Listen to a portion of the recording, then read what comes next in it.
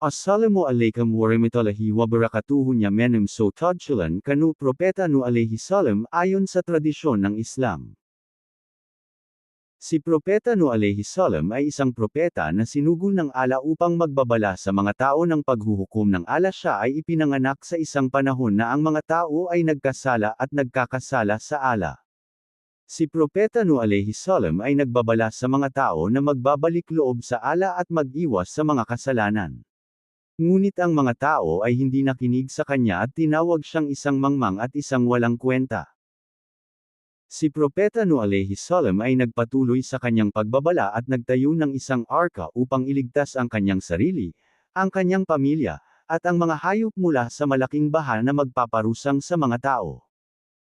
Ang Allah ay nagbigay kay Propeta nu alaihi salam ng utos na magtayo ng arka at magdala ng mga hayop at mga halaman upang iligtas ang mga ito mula sa baha. Si Propeta nu alaihi salam ay nagtayo ng arka sa loob ng 120 taon, at ang mga tao ay tinawag siyang isang mangmang at isang walang kwenta. Ngunit nang dumating ang araw ng paghuhukom, ang Allah ay nagpadala ng isang malaking baha na sumire sa mga tao at sa mga hayop. Si Propeta nu alaihi salam at ang kanyang pamilya ay nakasakay sa arka at nailigtas mula sa baha. Matapos ang 40 araw at 40 gabi ng baha, ang arka ay sumadsad sa bundok ng Ararat. Si Propeta nu alaihi salam ay nagpadala ng isang kalapati upang tingnan kung ang baha ay nawala na.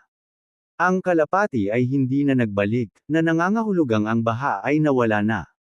Si Propeta nu alaihi salam ay lumabas ng arka at nagpasalamat sa Allah sa kanyang pagliligtas.